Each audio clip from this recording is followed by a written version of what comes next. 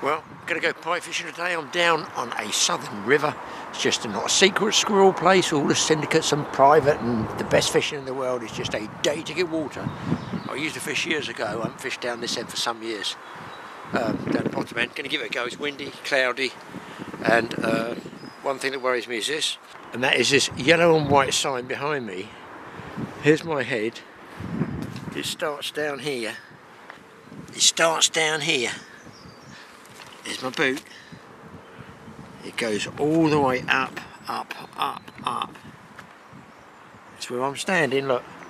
Just to give you an idea, and it just keeps going and going and going and going. Halfway up the tree. And that must be, I know it's a water marker, but they must get some major serious floods when it does flood here. So let's just hope it's not a big tide and a lot of rain. Oh. Happy days. I've only been here 10 minutes, so I've found a rod rest already. Strange place to put a rod rest, though, isn't it? Anyway, I'm going to start this area. Just worked down through here. The river's pretty good in condition, it seems good. I was here a couple of days ago trying for the chub. I could not touch a chub. But late in the afternoon, just as going, losing the light, I got a pike. Well, I got 4 pike in fact. So I'm going to give it a go now. See what I can get. So I've got lures and I've got dead baits. First lure I'm using is this. It's my Barramundi plug. As strange as it may seem, it's black, sort of silver on the sides. It's got a yellow and sort of orange throat flash to it there, and a yellow belly. Obviously wire trace, kanji rod, Namura reel. 30-pound line because I want to get my lures back. But I mean, what happens is, I think I put it in one of my other films, you get up a tree, you get in the bush, and it's going to happen, or in a snag, a rock on the bottom, a tree on the bottom, you pull, think you're going to get the lure back, and the snap opens. So it's just, you still lose the lure is what I'm saying. Right, I'm going through here with the lure first, and I love these type of places here. Let me just walk up and show you. Even along the edge here. Now this place, look, it is bald, there is no grass, it is close to the car park. The world and his wife pike fishes here. I'm going to give it a go, it's going to be hard, and then I'm going to move upstream where they won't walk so far. Right, so a couple of other lure anglers turned up right opposite me, so that sort of screwed this one up. But because they're on lures, I'm going to a dead bait now. Swan chomp, single hook. About a 4-year-old frozen whatever. I don't even know if there's a roach or a run, it's got so much freezer burn. But that enables me to fish it right up under that snag there, which they won't get in there with lures, and I can let it sink down in a sort of area you can't reach with a lure. So they're going all up that bank, so it's sort of pointless me going up there behind them, because it's going to cane the life out of it. It's just the way it is. It's that time of year where people go pike fishing, so you're going to find other pike anglers.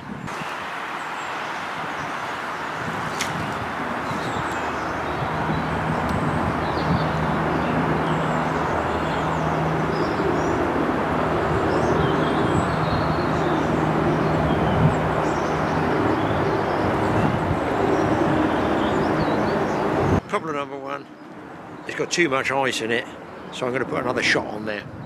Well, nothing on the old dead bait under there, but as I say, this swim is hammered beyond belief. You can tell that by the amount of wear here and the proximity to the car park. But you know, you never know. You've got to still go through these places, haven't you? You've still got to have a few throws, even though you think the chance of picking a fish up. The only place I'm going to go now is a bit downstream and look for a little pocket fishing and possibly use just this. Let's get on the move. Okay, guys, I think I had a bump on this dead bait just down there. I saw a swell, felt a tap and a swell. Nothing. I figured he let it go, and I've let it sit there, and I've got a feeling he might have picked it up.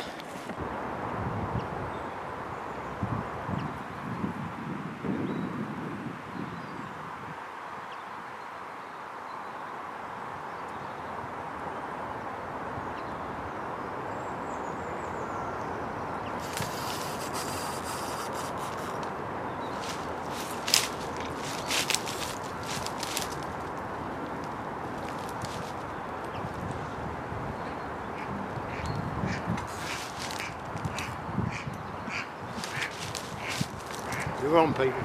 Big one. Oh.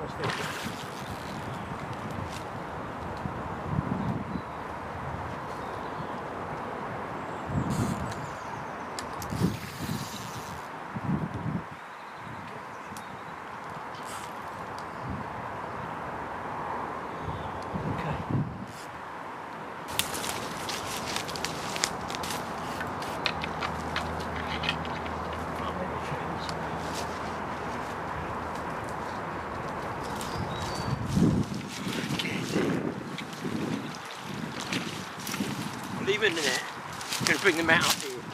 Oh, it's a nice fish, people. Let's get him out for you. Before he goes mad.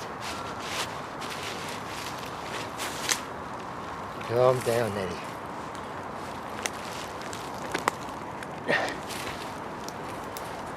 Let's see.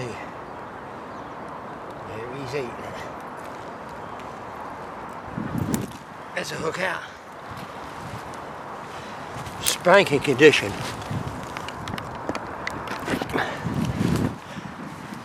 I don't know if you're going to get this one. The camera's about there. Well, it didn't take long, but it's right under that tree. And there we go. At it again, pike fishing. Hey, you're going to love it in the winter, haven't you? I was lucky I changed it. It's an area that you can't get with a lure. You cannot get in there. That's why it's got dead baits and lures. And the guys on the other side just cast across the open water. Probably might catch fish, you don't know.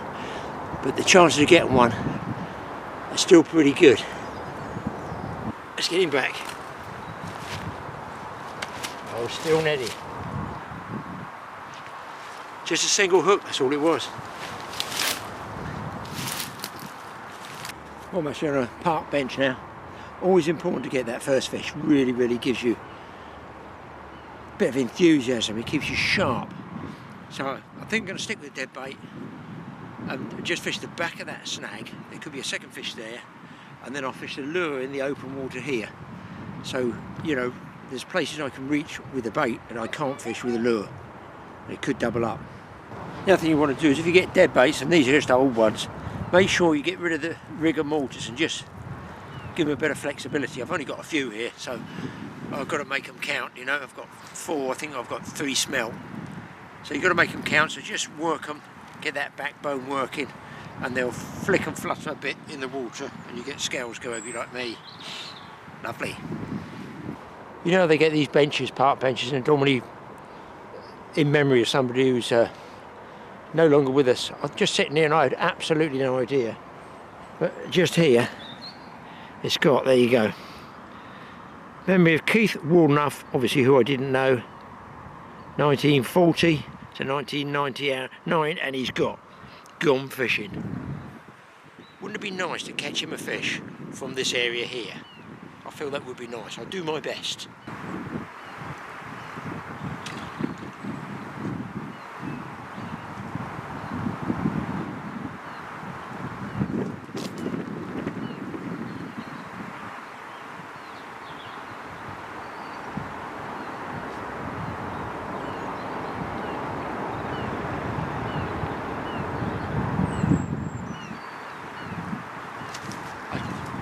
Just got to take, guys.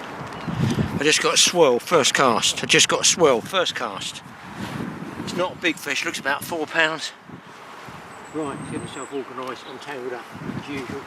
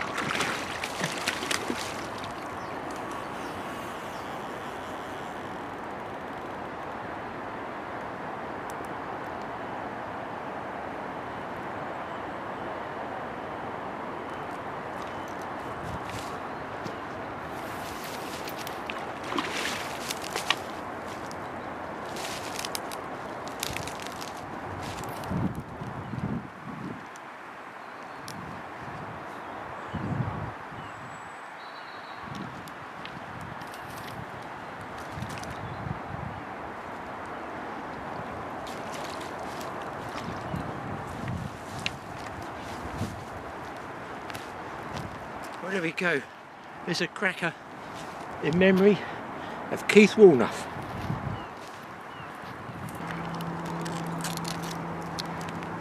Might even save the bait there as well.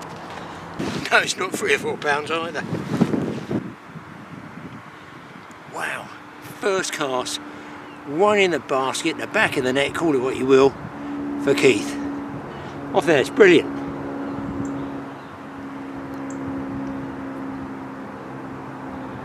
Oh, I've sit down on Keith's chair again.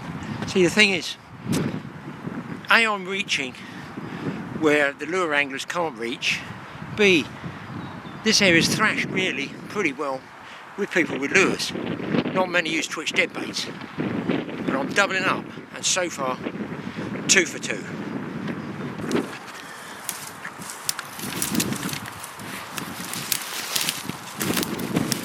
I've just gone down from that George's seat, another pickup on the same dead bait.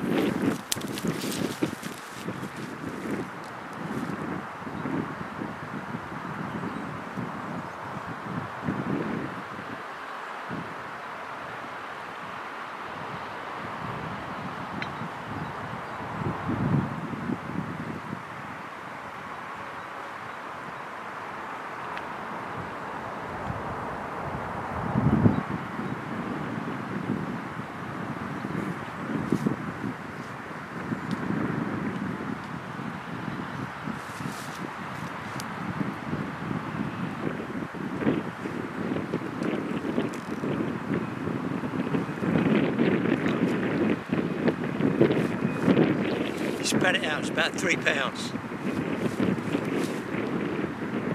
Right, moved down, lost another 2 pike. Tree in the water, creates a slack, just at the back of the slack. It's got to be worth a shout, people. I feel dead bait first.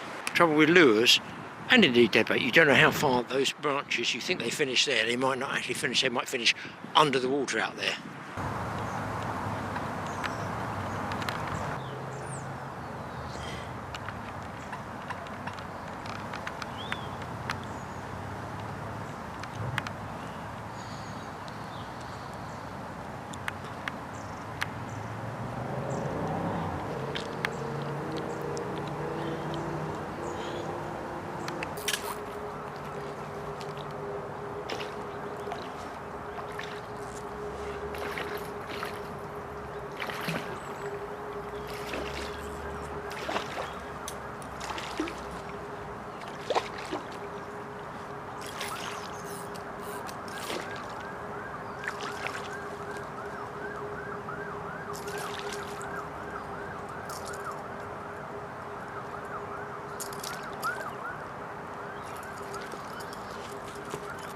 There we go. Small jack on the lure. Just nailed it close in. Yet another fish. But it's been quite a while before I've had this hook up. There we go. Lure's out. Greedy little chappie. I'm grateful for him though.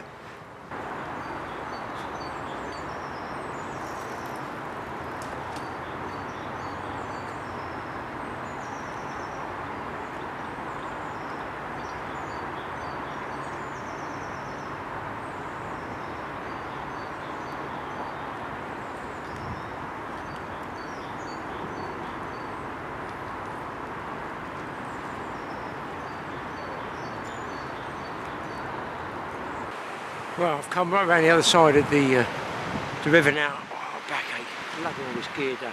Been all the way down, crossed over the bridge, come all the way back. There's 2 swims up there. I was going to take the car and drive way upriver. I don't think I'm going to get time today. The problem is in the winter, you end up doing more walking and less fishing, and that reflects your catch rate. So I'm going to have to sit down and eat. So I've eaten nothing yet. I'm going to have to have something to eat, sit here. Not unpleasant, is it? You know, I'm by the weir. And I've thrown across here, caught nothing, but there might be something in the margins, but I'll have something to eat first. Oh, I should have bought the old chair, and I didn't. You know the saying, people. Oh, God. Oh, I bought no chair. Jesus, I fell right over then. Like that bloke in a fishing programme, every single one. Oh, look at me, I've fallen over. No, you must get paid per fall, I reckon. I can't get paid if I could get up.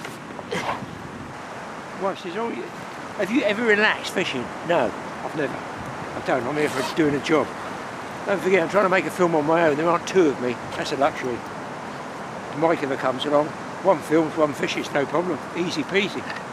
Try doing it on your own, it's not easy. You know, things not easy is drinking tepid, stale flask tea. Right, it's better than nothing. What's going to be packed lunch? I've got one or two things. Looks like a Rapala shad wrap that's in there, or I'm guessing, see if I'm right, cheese and pickle. This is reliable, eh? Keeps me alive though. Better bump close in here, guys. And he's dropped it. Ah, oh, missed it. Happy day. I saw the fish was about 4 pounds, I suppose.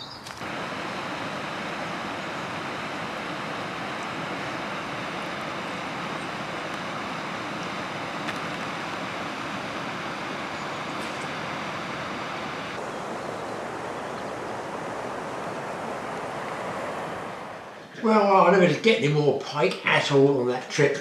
It was a pretty long drive, to be honest, for those 3 fish. But still nice to catch one on that guy's seat. You know, so I could catch one, and I generally did. Got lucky, obviously, got lucky just underneath that bush. Now then, how about seeing a big boat on a very big trailer? I was down at Leamington Marina. I thought, my car would never pull one of these. And you guys say, you're going to get another boat, Graeme? You never know.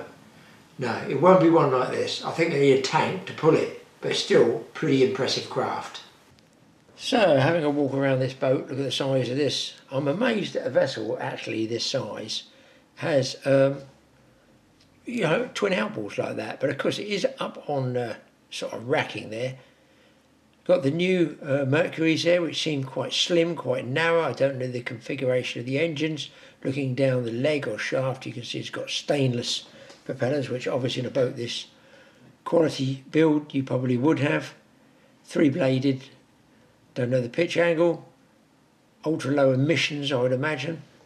And then they used to be black, didn't they? I just remember most Mercury cowlings on the engines used to be black, but they've now gone to white, so I guess it's marketing. The boat's called a Flipper 900. It's coming with everything top quality, stainless steel Bruce anchor. Wow, can you imagine that probably cost as much as our boats. A nice V-hole shape there, so it obviously is a cruising vessel, more so than a fishing vessel. Nice what they call lines on it.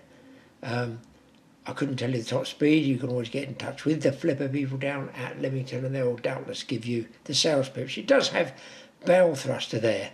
So I did wonder, depending on the angle of the pitch of propeller, which way does it pull, one way or just both ways, pull or push both ways. It's got all teak decking, there's some bloke's got his camera bag there already. It's got cowling cover, beautifully laid out there, look. It is really like, well, it's a cruising boat, isn't it? It's a sort of coastal cruising boat. I don't know how far you can go with one of these, obviously a very long way. And this is where the seat of power is for those 2 engines. It's right up here. Okay, it's an adjustable seat, I guess. This is a good position to be in. Major power controls here.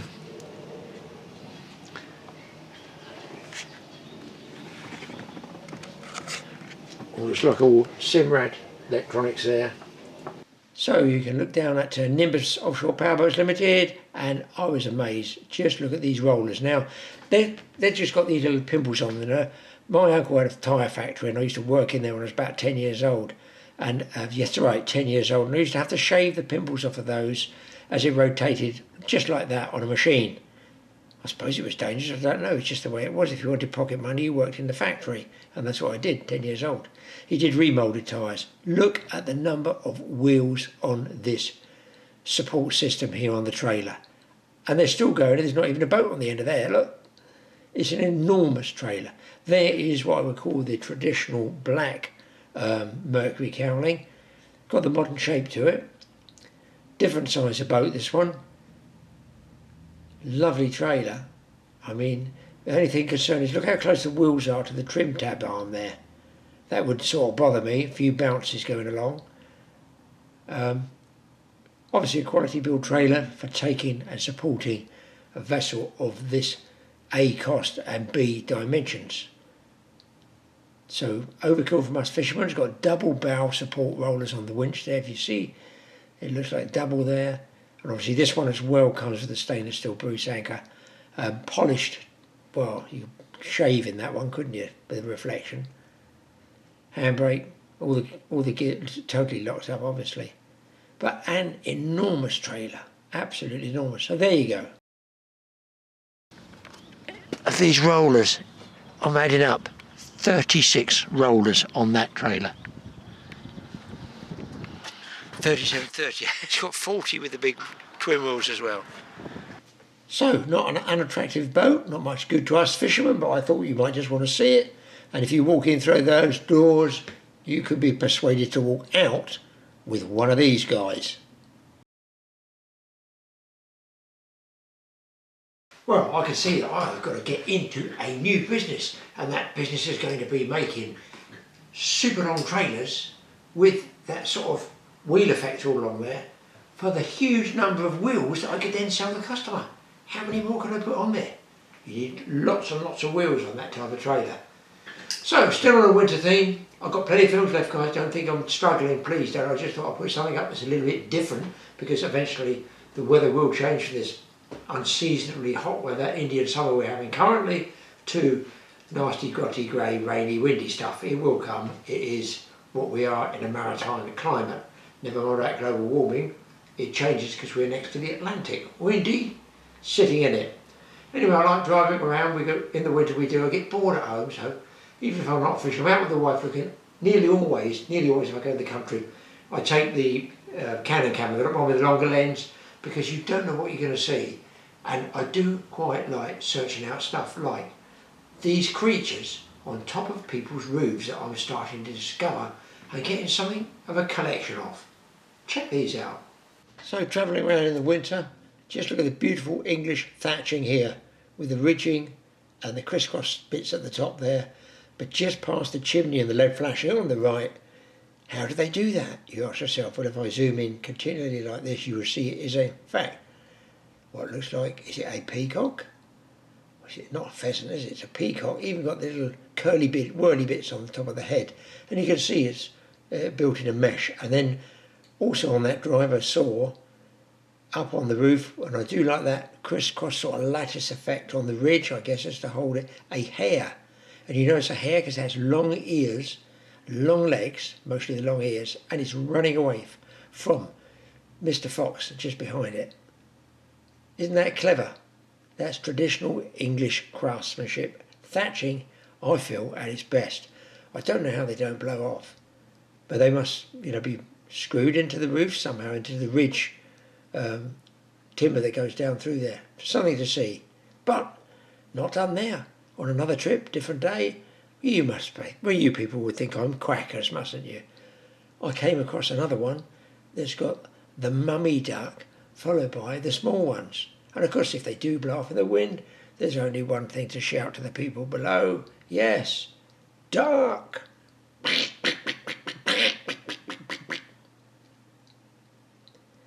Now, moving further along, there was a hedge I saw being laid. This is, again, traditional English hedge laying.